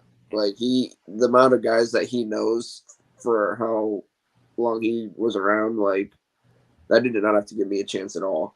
And he let me and Gable tell like a 4-month long story that ended in a big no DQ match. So like he helped me. He definitely helped me progress a lot, and he was always very, very willing to like watch my stuff and help me get better. So I definitely owe a lot of my stuff to him, along with like, of course, the IPW group and who trained me there, Jay Fowler and those guys, Christian Rose. Yeah, man. Awesome. All right, let's switch gears, guys. I'm gonna throw this one up first. Kaboom! This Sunday, All In, London, Wembley Stadium. CM Punk, Samoa Joe. It's just the first graphic I grabbed for the ROH Real World Champion. Nope. The AEW Real World Champion. Whatever. Who gives a shit? The belt on there says ROH TV Championship is of higher caliber, in my opinion. Well, like, get a new belt. You know what I mean? Like, if you're not going to call it what it is, don't use that belt anymore. Like, So first, it's not like he doesn't have money. Right. So hold on a minute here, because here's the first thing, and I think, I don't know how everybody else feels. I have soured on Punk, like I thought I was going to anyway. But here's the thing: it's like it's so NWO to spray paint a black X on the belt. Come on, do something original, you dipshit. I love Joe anyway. For a guy who likes to take shots at everything else that happened before he was in the business and after, and currently, the whole spray painting the belt was very cliche, and just like 10 years ago, if someone did this, Punk would have been like, "Oh, you're better than that. It's fucking you know what I mean?" So here's the deal. I like Punk. I always liked Punk. I loved him in WWE. I get it. Things didn't go well. Both parties had things that they could have did better to handle the situation. I think things went really well when he made his return to AEW. But I think that old grumpy Phil, I bet you he won't be there. I wouldn't be surprised if he's not be there. But who knows? Maybe he is. But I mean, like, Grumpy Phil is just like hearing the stuff with Ziggler's brother, hearing that he got into it with Jack Perry, hearing like the shots at Hangman when that's you're the one that's supposed to be like, he's supposedly like, I just want to be cool with everybody now, like whatever, and then you do that. So it's kind of like, and then it's like you got so many good talent, young talent on that AEW roster that it's like, well, just take the old guy at home, let him go home. Like, it's just, who cares? It's the same thing with Sting. It's the same thing with Jeff Jarrett. Like, these guys don't need to be on TV anymore. Dude, I'd love to cut a promo on somebody like how CM Punk rambled in that press conference after his. someone just. So how do you feel about your match against him? Fuck all to do with him. Want nothing to do with him. He shares a bank account with his mother. That is a fact. And and the shitty thing is, like, you hear him say shit like that, and then like all four of us have met Mr. Cabana. Yeah. And know how much of a gem he is. Like, he's just a nice fucking human being. So when you hear that, it's really like, come on, man, quit being a prick. But here's the deal. None of this is really that new, guys. Mm-hmm. When he was in WWE, even before he was like a big thing, he was always known as one of the guys that like did not want to be approached. He didn't really fucking want to fuck around with the wrestling fans. Just ask if they're still friends. That's all you got to ask. God damn it. Hey, I'll tell you what. Thanks, Bryce. I'll tell you what. Colt let us put our 2 count sign up during his recording of his podcast, and that's someone who was always very protective of his podcast. So, yeah, props to him, man. He didn't have to do that for us. I will say this until the day I die. If Punk has a problem with somebody, I'm sure Punk has not looked in the mirror long enough at this point, because we have seen it multiple times where he has sold people out. He routinely will look out for himself. And, that's not a problem in my world. Like, if you look out for yourself, that's fine. But do not sell people out along the way. If I need to look out for myself, I am not going to sell out anybody on this panel or anybody else in my life with comments like this. Like, that's the biggest thing. If you have to protect yourself, you do not have to destroy or try and take down other people. You can easily do it in a manner where you don't need to say, I'm old, I'm tired, I work with fucking children. You don't need to say that shit, dude. You could just be like, I'm old and I'm tired, and this is really getting to me. We should have a new game. Did Punk say it, or did JR say it? I swear to God, if you ever say that you're old and you're tired and you work with children, I'm going to be like, good, get the fuck out of the show. Ace and I can run this fucking shit better than you can. No, I just, when you said it, I'm like, 2 out of the 3 I would probably have said. You probably said that during your regular job for sure, because I've said it before too at my regular job, where like, I'm old, I'm tired, and I work with children, but I say it to myself. I don't have to say it and broadcast it out there. Yeah. Anyway, here's the thing. I don't like it, but Punk's gonna win. As long as they don't put the ROH TV championship on him, that's fine. I can live with this shit going on a little bit longer, because Collision needs a fucking title, apparently. I'm fine with it. Whatever. It doesn't really bother me that this is even part of the card, because these guys have been known to actually do really well. Yeah. They've had, so if this is early enough in the card where it can build after the pre-show kind of thing, or 0 hour, I'm fucking cool with it. And I don't think it's someone Punk hates fully right now, so like he'll be willing to do a banger match with Joe again. I'm taking Joe though. So here's what I want. So if you guys are going to watch it, here's what I want you to do: keep a little scorecard. How many times? And I'm not saying this to try to be mean. Keep track of how many times after Punk gets tired, how many times he fucks up. Because I mean,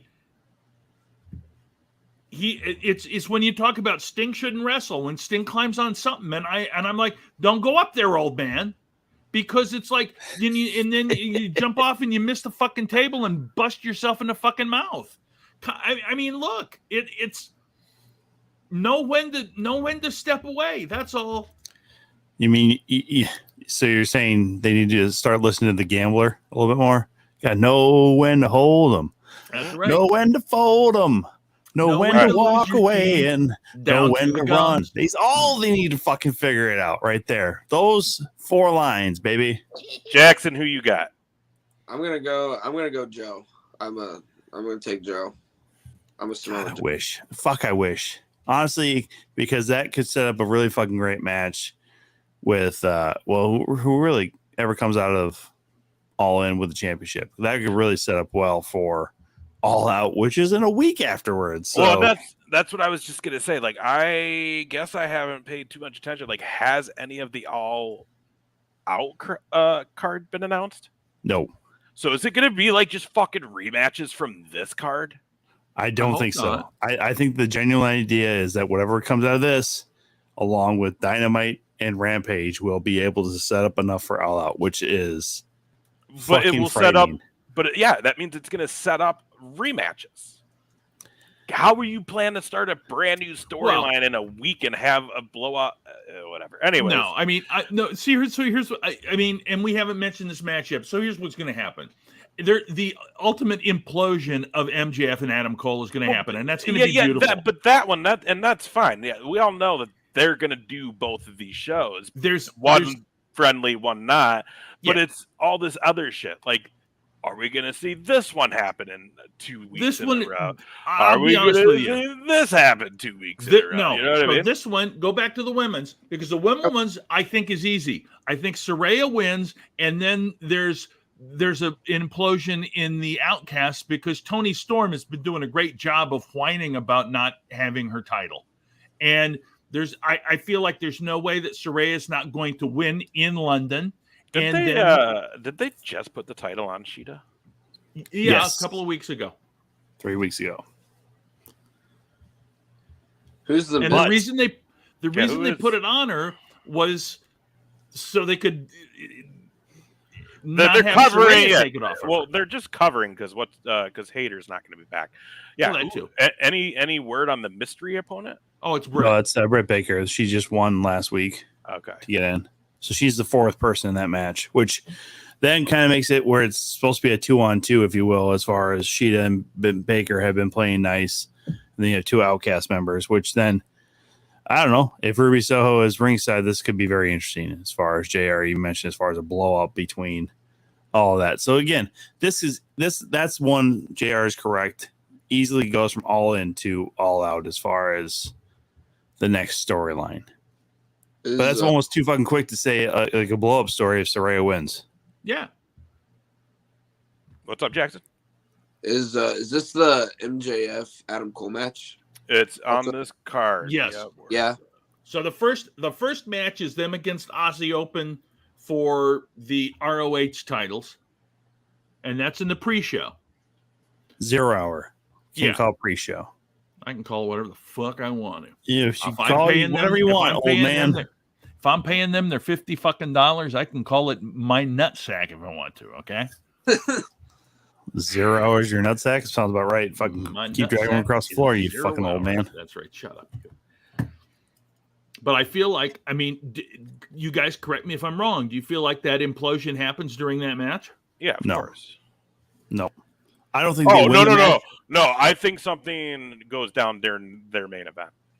Okay. Yeah, I think they get through the tag match fine. I think it's the main event when something's going to go down. I think they lose that match because Ospreay gets involved, which I then think sets up all out with Ospreay going against whoever is the fucking champion. Because if he costs them, now it's, and I mean, even leading into that, it will be MJF against Ospreay because that's a better story right now because that's two heels technically, and I don't think AEW tells that story nearly enough, or all of wrestling really. So you're gonna just finish the Adam Cole MJF story? No, because Adam Cole will probably get involved in the All Out, and so then we get fucking Full Gear where it's a 3-way for the fucking title. I swear to God, dude, like it's convoluted, but like that's how it's gonna probably work out. No, you're probably right. No, you're probably right, but that's a lot of fucking booking way out. It's for a 2-week turnaround on fucking pay-per-views, which I think it's safe to say Tony Khan made a really bad decision booking 2 pay-per-views in a row. He should have just gone all out for this and just a week early. Like it would have been fine. Everybody would have been fine with it. Like no Chicago, cool, whatever. Like I can fly to the UK and be in the biggest fucking wrestling show of all time. Okay. All right.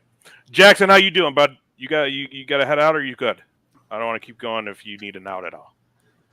My phone's going to die here pretty soon. Okay. Well, guys, real quick, September 9th, it is the Battle Zone Kickboxing Championships at the Iowa State Fairgrounds. Doors at 5, fights at 6. You can go to... Is there like an email on here?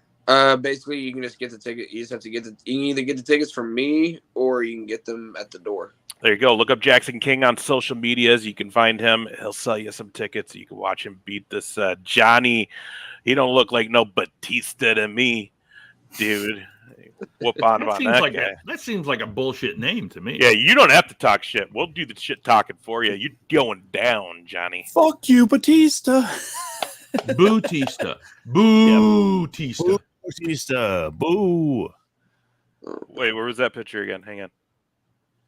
Oh, he doesn't have like a belly button tattoo too. That would have been hilarious. Oh god, with the fucking sun. There's a sun around it. Anyways, Jaxon, man, we love you. We love you, brother. We're glad to get you back on here. You're always welcome. We gotta get you and Zay on together sometime. I have to do a little special episode for that one. Yeah, no. But I'm excited to see what you guys have coming in the future. I know you might beat up on the boys soon. Bryce is still in the chat.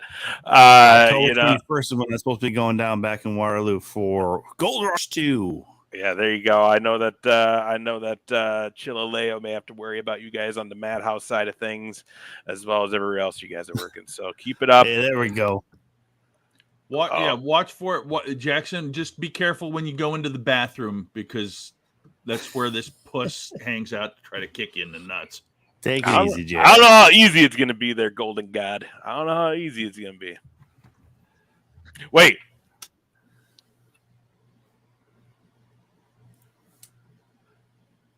Oh, it's the other one. Where is it? It's the other one. Yeah. It's the other picture where... I mean... Well, both of the boys are there, along with Jackson's tag team partner, man. So one is intent on the match, and it looks like the other one is trying to sell hot dogs or something back there. Or he's about to kick someone else in the nuts. Yeah, what up? You know what? Y'all a bunch of fucking haters, I'll tell you what. So either way, Jaxon, you're the man, brother. We love you, bro. Continued success, buddy. Yeah, thank you guys for having me on. I'll see you guys soon. Yes, take care, man. Well. Yeah, have a good night, guys. You too, buddy. You too. Later, buddy. All right, let's. What do we want to do? Great to have the Lone Diamond Jaxon King on with us. It's long past overdue, if you will.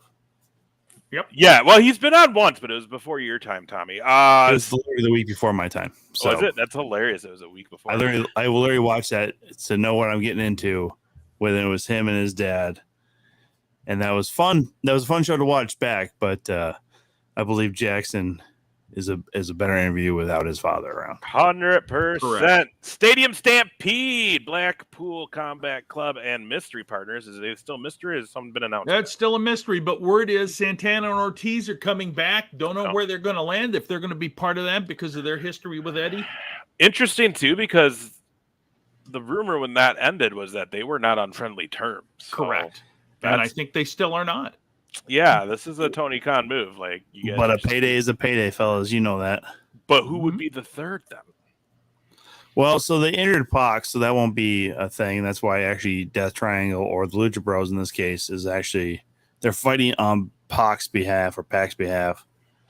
I believe they bring in somebody else. I just don't know who, and I don't know if they go indie side or not, but there is probably somebody as an England wrestling favorite or British wrestling scene favorite that they could probably bring in. I don't know who that person would be. I don't know enough about the actual independent scene there, but I wouldn't doubt if they brought in like a Zack Sabre Jr. to fill that third That'd spot. Be a good because one.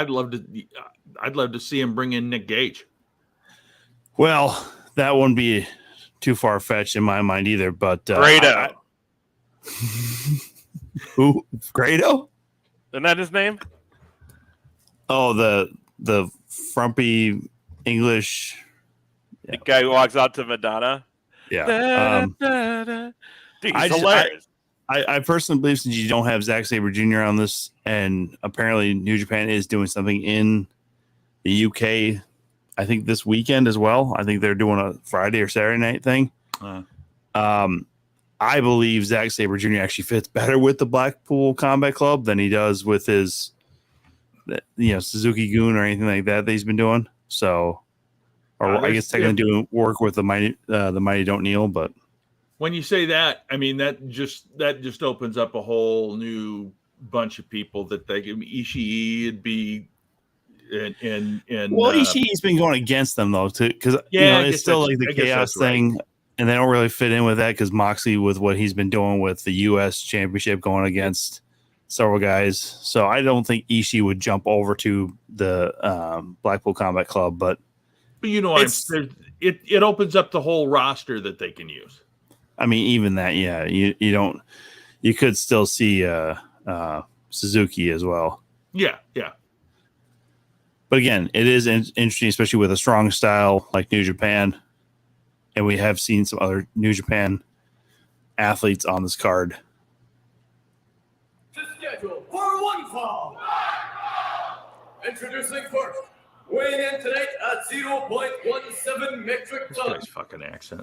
With a top end of Stevenson, Guido! Ladies and gentlemen, he has become a phenomenon in the world of professional wrestling. What I just love that he does the Goldberg first. Kratos.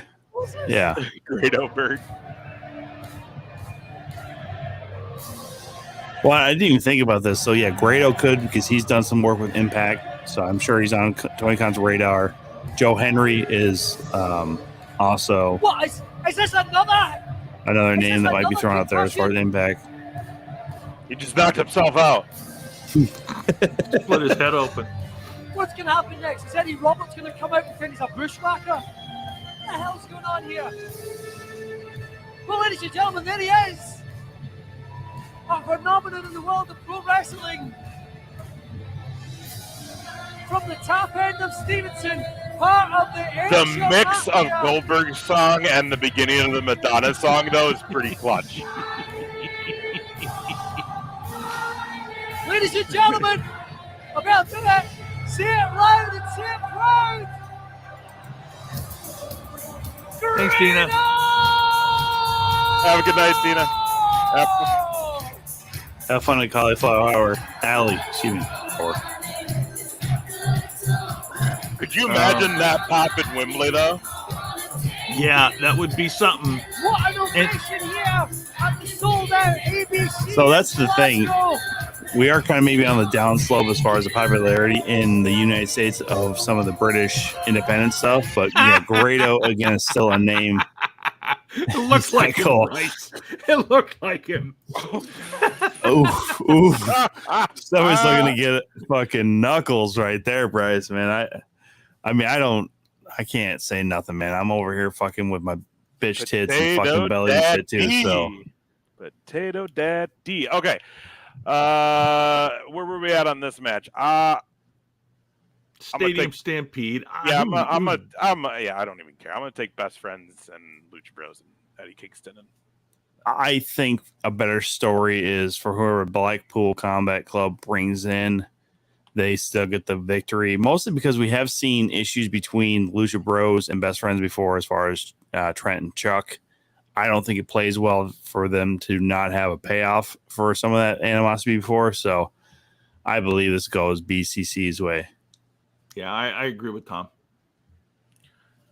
Jericho and Will Ospreay. I mean, Jericho's putting everybody over. He's on his retirement tour, so yeah, and he's gonna go out as a face. Clearly, I mean, yes, and this is the start of that. Correct. I think what this, and just to kind of segue here, I think this match sets up something for All Out as far as with Jericho. I think you did see on Dynamite last week where Sammy Guevara did protect him from a beating further from Takeshita and Ospreay. So I believe you probably will end up seeing Jericho Guevara versus probably Swagger, Danny Garcia, or Hager. Yeah, sorry, Hager, and or what's Matt Bernard and Angelo Barker. I could see Daniel Garcia being involved in that because he matches up with Sammy so well that they like that one. Yes. But ultimately, Sammy then turns on Jericho, and correct. We did this one. Here we go. All right, Darby Allin and Sting, because that's still a fucking thing. In a coffin match against Swerve and AR Fox. Holy shit, man. It's crazy to think that it took AR Fox how many years to land a fucking gig on TV. Yeah. That guy's been at it 20 years at least now. A long time. And I saw him on a CZW show during WrestleCon for WrestleMania 29. Jesus. And he had already been going for years at that point. Unbelievable. I mean, he doesn't look old. No. You know, and Black don't crack, baby. He's clearly got all that, but so I don't understand the whole business with this Nick Wayne kid. I didn't understand them breaking into the workout gym and AR Fox wearing the blood that they, once they split open Nick Wayne. And having said because that was Darby's gym. That's right. But having said that, why the fuck is Nick Wayne not in this? And because he got his ass whooped. But he's but fine he was now. just around on Dynamite last week and he was looking fine. So I'm with JR. I don't understand other than the fact that internal bleeding, he's not okay. Here's the thing. I just feel like and this is the same, just like I was talking about Punk. And almost Jericho to a degree. Yeah, probably. You're right, Bryce. Absolutely. I mean, but the whole thing is then the matches and the booking and the writing is just sort of shit. And I'm an AEW fan, but Sting has to start thinking about, okay, is this going to be the end? Is this a means to get him to retire? Because he's not. I just don't want to see Sting anymore. He needs to leave. I genuinely believe that, this should have been the end. I think Sting takes the loss on this because... Oh, are they going to finally bury him? Well, I mean... Legitimately bury him? They put him in a coffin and fucking bury him. I mean, I don't think Darby turns on him during the match, but I do believe you might see Darby kick him into the coffin to be like, it needs to be over. We're not really mentors, not even like a turn, because I think people would be okay with it. Like the general or the overall wrestling fan would be okay with Sting going out that way. But it's never. What do I know? But the problem is that it's never going to happen. Darby is never going to turn. Well, and they've already been talking about when Sting's going to have his last match, so this obviously isn't it. Honestly, this is one where it's going to be fun to watch, but I don't give a shit about it. Yeah. Next match, we've got Kenny Omega, Hangman Adam Page, and Kota Ibushi taking on Takeshita, Jay White, and Juice Robinson. Did I say that right? Takeshita. I mean, this is just going to be some solid, or in the words athleticism. I mean, you know what I mean? Like you see this and you're like, well, I mean, all 6 of these guys are going to perform, so you can't lose with this match. You just can't. In the words of MJF, take a shitta. So here's the other thing, and it goes back again to what I was talking about booking and writing and the storylines. The Guns have been hanging out with the Bullet Club for the last month plus, and I just don't understand. It's like, okay, you guys we're going to put Takeshita in here, and it's just sort of clunky with no reason. Well, because they're still doing the gun shit with private like that, because obviously Billy Gunn's not retired. You know what I mean? Like that's all absolutely. It's all fucking part of the storyline. So and again, we all know at some point Billy was going to turn on what's her name? The Acclaimed. And get back with the boys, because that's just, that's how it's going to go, right? Like, eventually that was going to happen. So that's why you're probably not seeing the Guns involved in this. Plus, I probably that international flavor. They're giving London some New Japan shit. So, yeah, and that's the real story right there, like Dan said. Well, and I believe that, you're going to actually see the one-on-one payoff. Omega Takeshita at All Out. I think this one is setting that up. I think Golden Elite picks up the win because that's the feel-good story. And also because you don't need Bullet Club Gold involved with this. I believe you will have a different payoff between Bullet Club Gold and Golden Elite because we're going to have to, and that probably is going to end up being a 4-way. Probably, we're looking full gear where it's going to be, Gun Club and Juice and Jay against Kenny, the Young Bucks, and Hangman. That's probably what we're looking at for down the road, or the next pay-per-view. You're going to probably see that where it's, well, you can't be Golden Elite and us be Bullet Club Gold. It's like, motherfucker, gold is gold, whatever, dude. Like, I can wear gold, I can fucking buy gold, sell gold, whatever, fuck it. So, gold. I think that's going to be the story after these 2 weeks of pay-per-views. Moving on, is this still happening?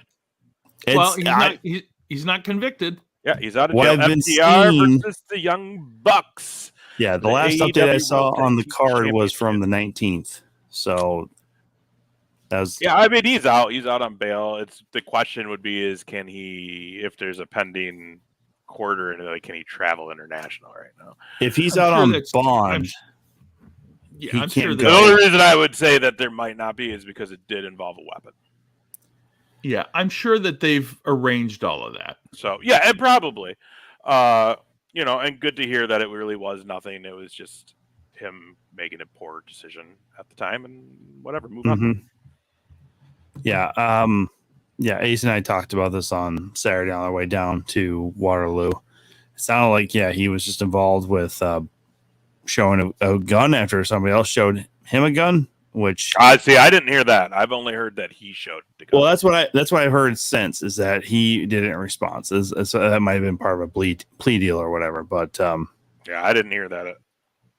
I did watch some of the arraigning of it, though. yeah, by the way, Dan, Dan mentioned this too. Not pissed about Gun Club saying they are top shelf. This is fucking some bullshit, man. You got the ass boys on the top shelf? No, they fucking just claim themselves They as hopped over top his shelf. ass. I believe it. They're top shelf. Austin, especially, They're probably saying like he's the top real shelf. top shelf. The fuck they are, dude. All right, these are fucking two kids, just fucking silver spoon in their fucking mouth, born of the fucking business. You're welcome. man, How about that? That's pretty They're- top shelf They're sounding cool to kids. me. They were cool kids, man. They were cool to me. Shut the fuck up, dude. They were super cool with me at Full Gear Weekend. I mean, they weren't top shelf at the time. Now they're just calling themselves top shelf. So apparently, when you meet me, you become fucking top shelf as far as the ass boys go. So, it's fucking bullshit. And we already talked about this. Yeah, I mean, right? They dropped these titles somehow. They're not going to keep them. But then it goes to the main event. I don't have the graphic for the main event. I just realized that. So I don't know, man. I don't know if it's going to be like, because the other thing too is I don't know if Ospreay gets involved. You know what I mean? And then if he doesn't, I think the plan is, because I think they can get a trilogy out of Adam Cole and MJF. So I do think like they're good. Like something. I think the beef will happen during the main event. I think they try to have that match civil, like they try to be. But as the match goes on, it turns till eventually one of them tries something a little dirty, the other one, and then that's something along those lines. Then they like have a beef. Whoever wins, obviously, is going to do the rematch the next week. But then the next week, it's going to be, you were my best friend, but now go fuck yourself, die. I hope that kind of shit. Or MJF, I was never your friend. It was the joke the whole time. Just basically what he did to Jericho. And the other thing too is they still have Roderick Strong and the Kingdom bubbling underneath this too. And we still have one more episode of Dynamite and Rampage before this. And Collision. Oh, and Collision. Yeah, I forgot about Collision. I forgot that they're doing it Saturday during the day, well, locally, our time, USA time. That's during the like day. 11 o'clock or something, right? It's 11 o'clock for the 0 hour noon start for. And the show is on Saturday or Sunday? Sunday. Yeah, I'm gonna miss the Collision because Yeah. Well, I don't have live TV. No. I gotta get that back. Damn, fucking football season about to start. I gotta get that back from my Dallas games. Just try and get into YouTube Live or YouTube TV, because then you get Red Zone for free, or the ticket package for free, or whatever. Sunday Ticket. That's what it is. Not that I'm promoting YouTube. YouTube.com at 2count9907. I was thinking about it. I had Hulu Live, and their shit would fucking freeze all the time, dude. It pissed me off. So I was actually thinking about going YouTube this time. Yeah. Anyways, stuff people don't care about. Well, that's next week. So Jaxon was supposed to be the guest next week. We bumped that up this week. So next week, surprise guest. Don't know who it is quite yet. And then we will also go over our thoughts of All In and preview All Out. And we'll talk a little bit of Absolute Pro Wrestling, as their next show down in good old Fort Dodge is taking place. So we'll be down there for that. Thomas. Yeah, a lot of stuff going on. So look at the bear. Surprise. Bryce has a surprise, maybe. Yeah. Anyhow, no, it's going to be a busy it's going to be a busy Labor Day fucking weekend. That's for damn sure, because I might have to miss All Out as far as watching it live. So I might be missing All In watching live. So I'll be taking a nap regardless.